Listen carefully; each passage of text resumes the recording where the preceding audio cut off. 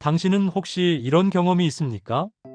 좋은 의도로 한 말인데 상대방이 상처받았습니다.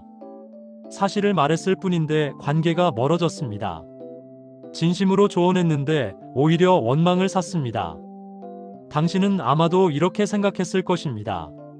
나는 잘못한 게 없는데 내 말이 틀렸나? 요즘 사람들은 왜 이렇게 예민한가?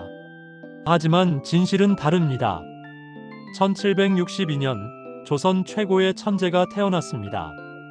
정약용. 그는 22세에 문과에 급제했고 정조 임금의 총애를 받으며 승승장구했습니다. 그의 앞날은 탄탄대로였습니다. 하지만 1801년 단 한 가지 사건이 모든 것을 무너뜨렸습니다. 천주교와 연관되었다는 의심. 그것도 정확한 증거가 아닌 말과 소문만으로. 그는 가족과 헤어져 전라도 강진으로 유배를 떠났습니다. 18년입니다. 18년간 그는 좁은 방에서 살았습니다. 사랑하는 아들들의 성장을 보지 못했습니다. 아내의 손을 잡아주지 못했습니다. 그의 재능은 먼지 속에 묻혀갔습니다. 그런데 놀라운 일이 일어났습니다. 그 18년의 유배가 500권이 넘는 저수를 낳았습니다. 목민심서, 경세유표, 흠음신서. 조선 역사상 가장 위대한 업적들이 바로 그 외로운 유배지에서 탄생한 것입니다. 정약용은 왜 이 모든 고통을 겪어야 했을까요? 그는 18년 동안 끊임없이 이 질문을 던졌습니다. 그리고 마침내 깨달았습니다. 말 때문이었다. 잘못된 말들이 모여 소문이 되었고, 소문이 모여 의심이 되었고, 의심이 모여 유배가 되었습니다. 그는 목민심서에 이렇게 적었습니다. 입은 화의 문이요, 혀는 몸을 베는 칼이다. 한마디 말이 18년 유배를 만들었습니다. 한마디 말이 가족을 헤어지게 했습니다. 하지만 또한 18년간의 성찰이 조선 최고의 지혜를 만들어냈습니다. 여러분, 가장 중요한 것은 많이 말하는 것이 아니라 올바르게 말하는 것입니다. 웅변술이 아니라 침묵의 지혜입니다. 표현력이 아니라 절제력입니다. 당신이 인간관계에서 상처받는 이유를 아십니까? 당신이 좋은 사람인데도 신뢰받지 못하는 이유를 아십니까? 당신이 성실한데도 인정받지 못하는 이유를 아십니까? 그것은 당신의 능력 부족이 아닙니다. 당신의 성격 문제도 아닙니다. 잘못된 세 가지 말이 당신의 품격을 깎아내리고 있습니다. 당신의 신뢰를 무너뜨리고 있습니다. 당신의 인생에서 소중한 사람들을 하나둘 멀어지게 만들고 있습니다. 오늘 제가 전하는 세 가지를 알면 당신은 달라질 것입니다. 당신의 말에 품격이 생길 것입니다. 당신의 관계에 진짜 신뢰가 쌓일 것입니다. 당신의 인생에 존중받는 무게가 더해질 것입니다. 정약용이 18년의 유배 끝에 깨달은 절대해서는 안 될 세 가지 말. 지금부터 시작하겠습니다. 첫 번째 유형, 자랑하는 말. 정약용은 이것을 허언이라 불렀습니다. 헛된 말, 실속 없는 말입니다. 정약용은 자제서에서 아들들에게 이렇게 적었습니다. 말을 많이 하는 자는 반드시 허언이 많고 허언이 많은 자는 반드시 실속이 없다. 입을 놀리기 전에 손을 먼저 놀려라. 말한 뒤에 이루는 자는 어리석고 이룬 뒤에 말하는 자는 지혜롭다. 자랑하는 말이란 무엇입니까? 자신의 성취를 과장하는 말입니다. 자신의 능력을 부풀리는 말입니다. 자신이 아는 사람, 가진 것, 경험한 것을 은근히 드러내는 말입니다. 나는 예전에 이런 일을 했었어. 내가 아는 사람이 누군데. 우리 아이는 말이야. 내가 젊었을 때는. 순간은 기분이 좋습니다. 상대방이 감탄하는 것 같습니다. 당신이 대단해 보이는 것 같습니다. 하지만 그것은 착각입니다. 왜 그럴까요? 정약용은 인간의 본성을 꿰뚫어 보았습니다. 사람은 누구나 자신이 중심입니다. 당신의 자랑을 듣는 순간 상대방의 마음속에서는 이런 일이 벌어집니다. 저 사람은 나를 낮춰보는구나. 저 사람은 나보다 우월하다고 생각하는구나. 저 사람 앞에서 나는 초라해지는구나. 겉으로는 고개를 끄덕이지만 마음으로는 당신을 멀리합니다. 존경이 아니라 거리감이 생깁니다. 친밀함이 아니라 경계심이 자랍니다. 더 무서운 것은 당신이 자랑한 것이 나중에 거짓으로 드러나거나 과장된 것이 밝혀지는 순간입니다. 그 순간 당신의 모든 말이 의심받습니다. 당신의 품격 전체가 무너집니다. 잠시 제가 실제로 목격한 이야기를 들려드리겠습니다. 서울의 한 중견기업 김 부장이라는 분이 계셨습니다. 50대 후반 30년 넘게 회사를 다닌 베테랑이었습니다. 그는 마침내 부장으로 승진했습니다. 승진 축하 자리에서 그는 이렇게 말했습니다. 제가 이 회사에서 얼마나 고생했는지 아십니까? 제가 없었으면 그때 그 프로젝트 어떻게 했겠습니까? 사장님이 저를 얼마나 신뢰하시는지 모르실 겁니다. 제 경험으로 보면 요즘 젊은 직원들은 기본이 안 돼 있어요. 그날 이후 3개월 동안 이상한 일이 계속 일어났습니다. 회의에서 그의 의견에 아무도 동조하지 않았습니다. 점심 약속이 하나둘 취소되었습니다. 그가 부르면 다들 바쁘다고 했습니다. 후배들이 인사는 하지만 대화는 피했습니다. 6개월 뒤 그는 명예퇴직 권고를 받았습니다. 회사 구조조정이 아니었습니다. 유독 그만 대상이 되었습니다. 사표를 쓰고 나오는 그의 얼굴에서 저는 깊은 당혹감을 보았습니다. 나는 잘못한 게 없는데. 하지만 주변 사람들은 모두 알고 있었습니다. 그의 자랑이 얼마나 많은 사람을 불편하게 만들었는지, 그의 과거 무용담이 얼마나 현재의 신뢰를 깎아먹었는지. 이것이 허언, 자랑하는 말의 실체입니다. 어떻게 구별할 수 있습니까? 자랑하는 말의 3가지 특징입니다. 첫째, 나는으로 시작하는 말이 많습니다. 대화의 중심이 항상 자신입니다. 상대방이 무슨 이야기를 하든 결국 자신의 경험담으로 돌아옵니다. 둘째, 숫자를 과장합니다. 몇 번이 여러 번이 되고 여러 번이 항상이 됩니다. 좀 컸다가 엄청 컸다가 되고 잘했다가 최고였다가 됩니다. 셋째, 들어보지 않았는데 알려줍니다. 질문하지 않았는데 설명합니다. 필요하지 않은데 자신의 이력을 꺼냅니다. 정약용은 다산시문집에서 다시 한번 경고합니다. 큰 그릇은 소리가 적고 깊은 물은 소리가 없다. 떠들썩한 것은 모두 얕은 것이요 요란한 것은 모두 빈 것이다. 진짜 능력 있는 사람은 말이 적습니다. 진짜 경험 많은 사람은 자랑하지 않습니다. 진짜 품격 있는 사람은 스스로를 낮춥니다. 당신 주변을 돌아보십시오. 당신은 대화할 때 나는으로 시작하는 문장이 몇 번이나 됩니까? 당신은 상대방의 이야기를 듣다가 자신의 경험을 끼워 넣습니까? 당신은 자녀나 배우자의 성취를 은근히 드러냅니까? 그렇다면 당신은 지금 허언을 하고 있습니다. 오늘부터 이렇게 하십시오. 자랑하고 싶은 순간 입을 다무십시오. 당신의 성취는 당신의 행동이 말하게 하십시오. 당신의 능력은 결과가 증명하게 하십시오. 말한 뒤에 이루지 말고 이룬 뒤에 말하십시오. 아니, 이루고도 말하지 마십시오. 다른 사람이 알아봐주는 것만으로 충분합니다. 그것이 바로 품격입니다. 그것이 바로 정약용이 18년 유배 끝에 깨달은 말의 지혜입니다. 두 번째 유형, 평가하는 말. 정약용은 이것을 단언이라 불렀습니다.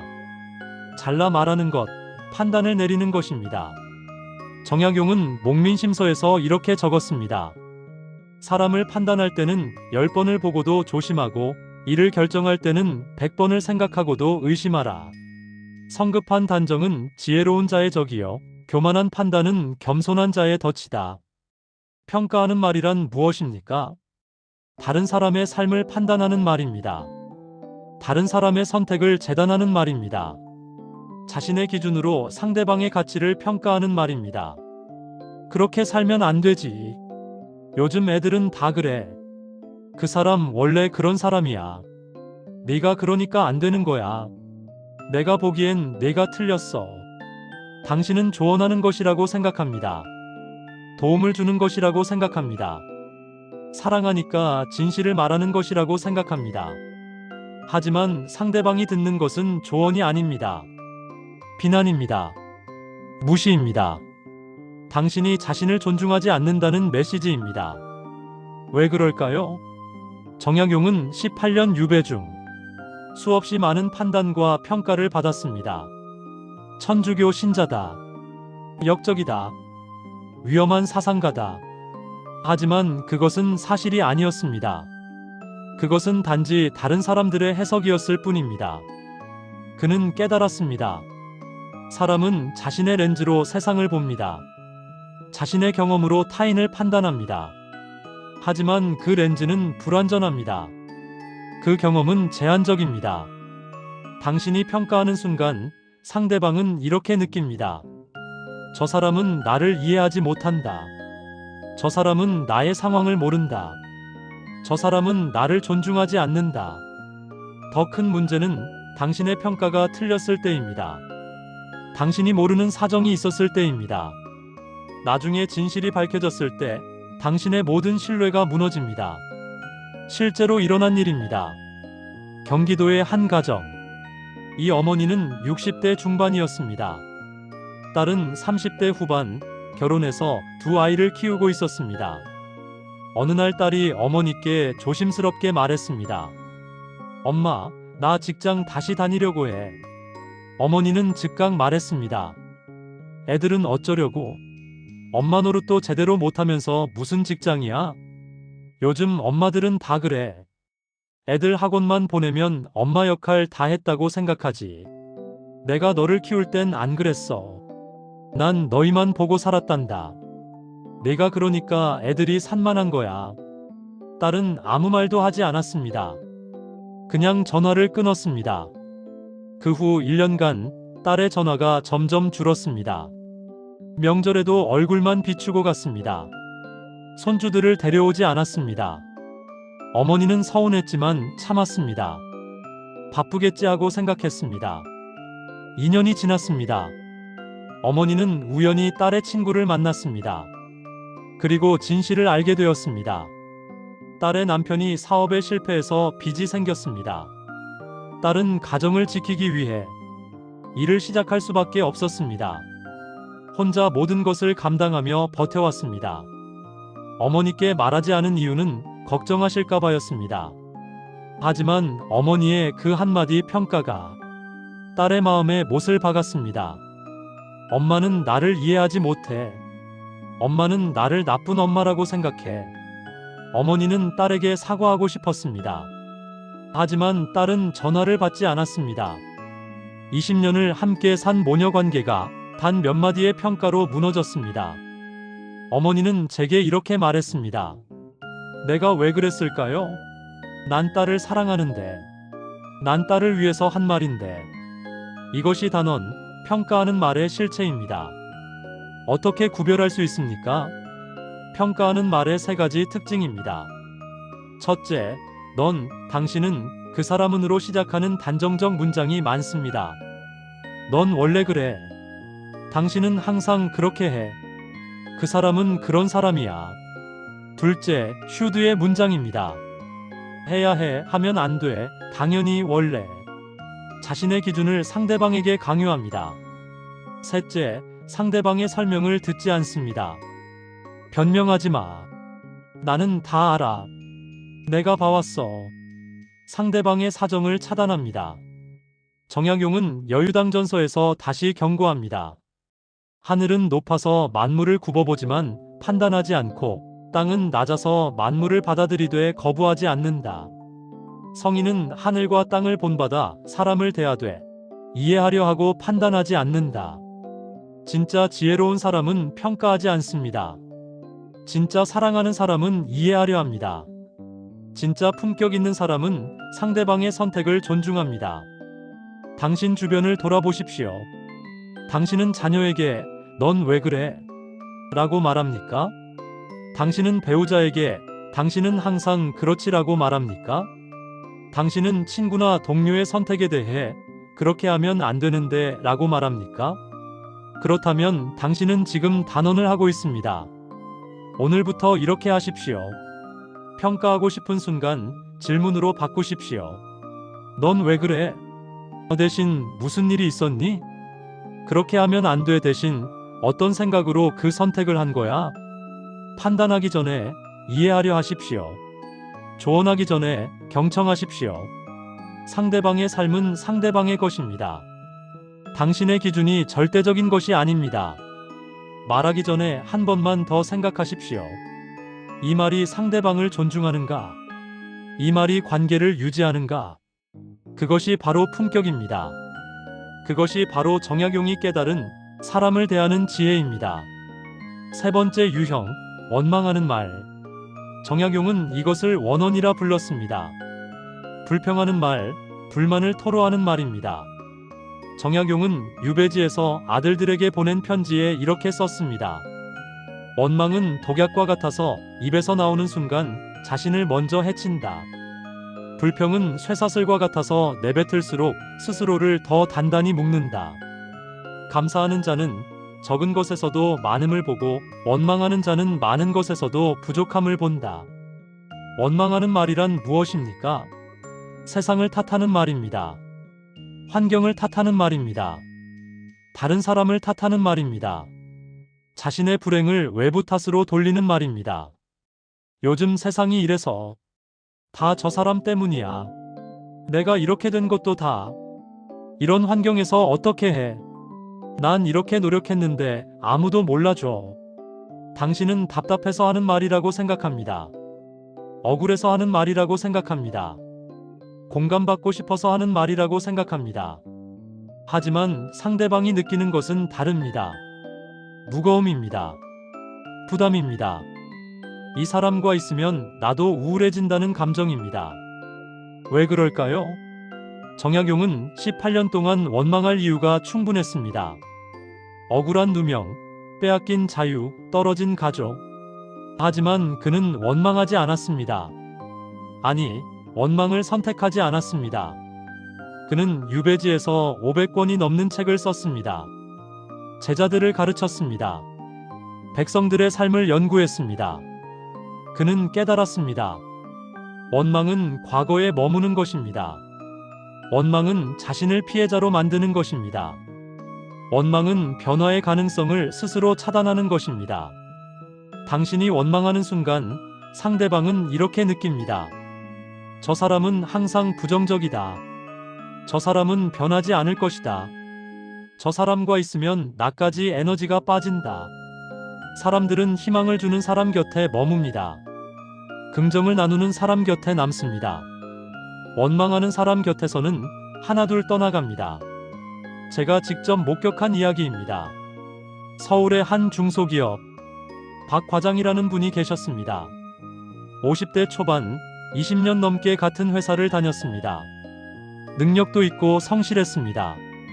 하지만 그에게는 습관이 하나 있었습니다. 점심시간만 되면 시작되는 불평이었습니다. 우리 회사는 승진도 공정하지 않아. 다 줄 잘 서야 돼. 요즘 젊은 애들은 버릇이 없어. 선배한테 인사도 제대로 안 해. 나는 이렇게 일했는데 월급은 왜 이 모양이야. 집사람은 내가 얼마나 힘든지 몰라. 맨날 돈 이야기만 해. 처음에는 동료들이 맞장구를 쳐줬습니다. 그러게 말입니다. 저도 그래요. 하지만 3개월이 지나자 점심 약속이 줄기 시작했습니다.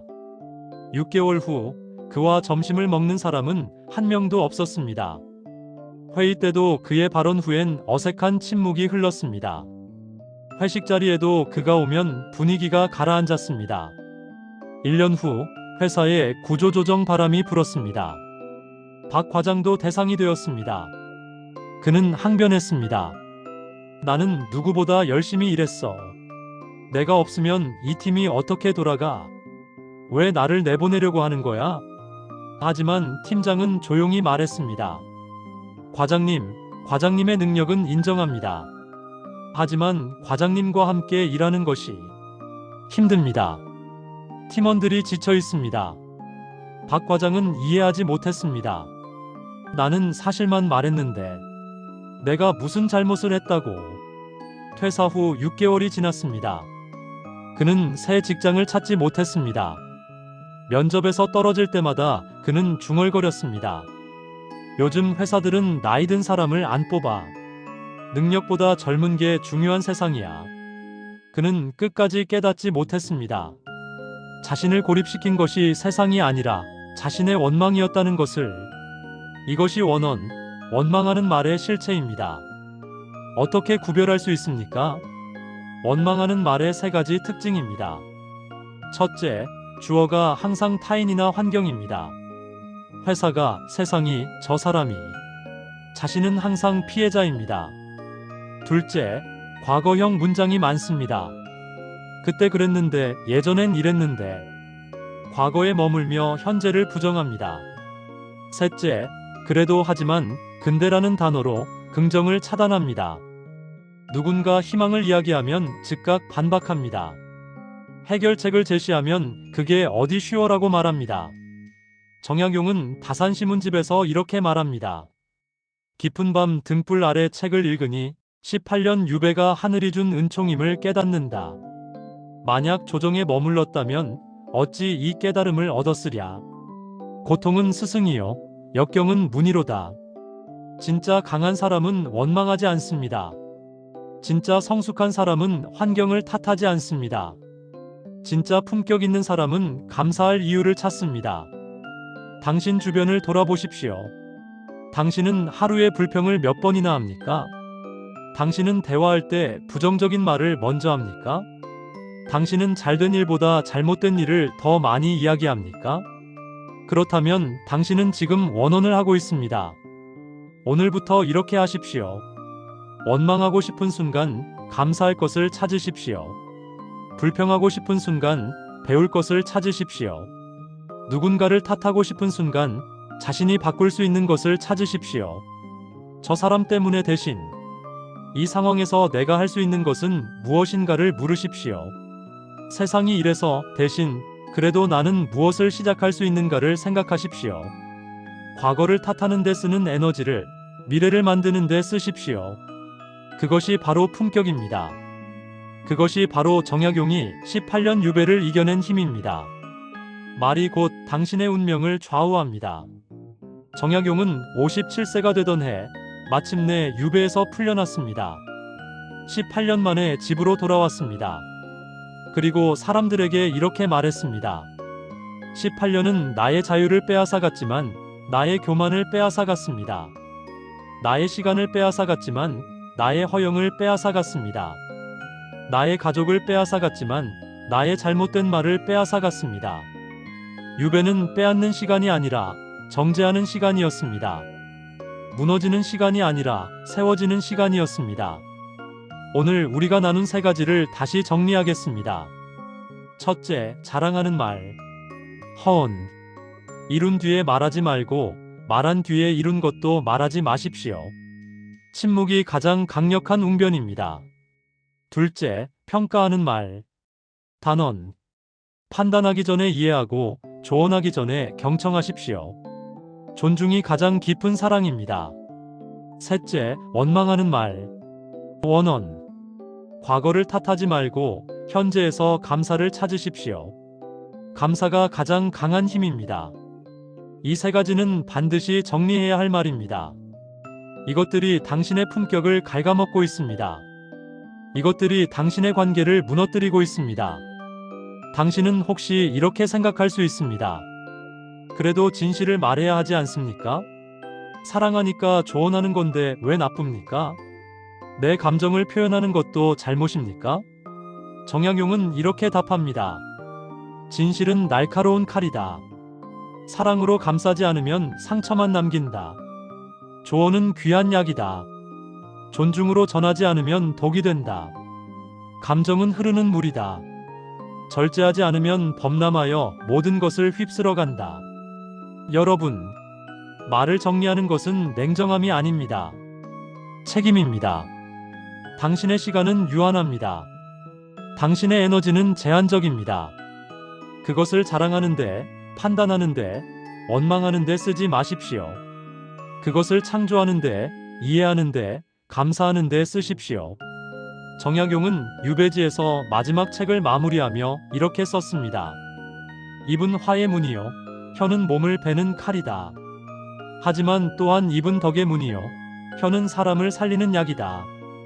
당신의 말이 무엇을 여느냐? 그것이 곧 당신의 품격이요 당신의 운명이다. 당신의 품격이 곧 당신의 운명입니다. 오늘부터 당신의 말을 바꾸십시오. 당신의 인생이 바뀔 것입니다. 감사합니다.